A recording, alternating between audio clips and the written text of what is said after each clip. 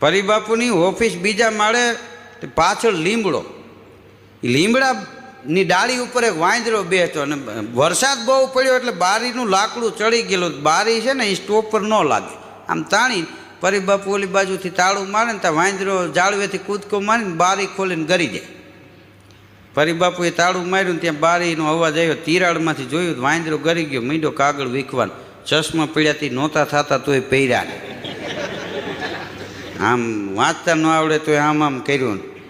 પરિબાપુને એમ થયું કે આ વાંદરાનું કામ છે, હવે આના ઉપર તો કેસ કરાય નહીં. ગમે એમ તો વકીલ રહ્યા ને.